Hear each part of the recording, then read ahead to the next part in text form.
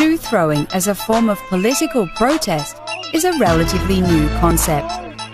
Shoeing entered the Western world psyche in 2008 when then President of the United States, George W. Bush, found himself on the receiving end of a leather loafer full of Iraq War resentment. The reasoning behind using a shoe in protest is not completely clear. In Arab and Asian cultures, shoes are considered unclean, and waving or throwing them at a person could be considered very disrespectful. Here we take a look at highlights in the evolution of shoeing as a political statement.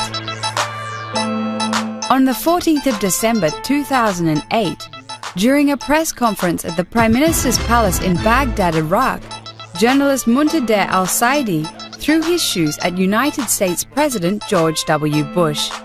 "This is a farewell kiss from the Iraq people, you dog," yelled al-Saidi as he threw his first shoe towards the US president. "This is for the widows and the orphans and all those you killed in Iraq," he shouted as he threw his second shoe. On October 25, 2010, Dunlop volleys were thrown at former Australian Prime Minister John Howard during a live broadcast of the ABC television program Q&A.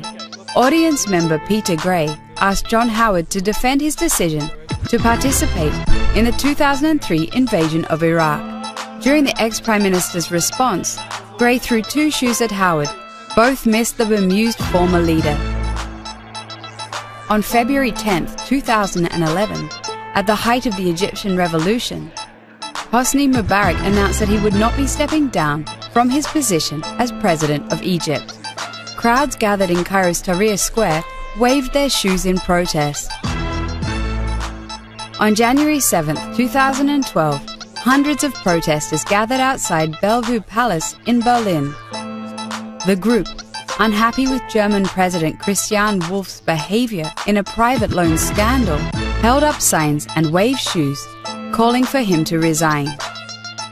Since 2008, there have been dozens of shootings around the world that have helped oust dictators and allowed victims a voice. Let the revolution continue.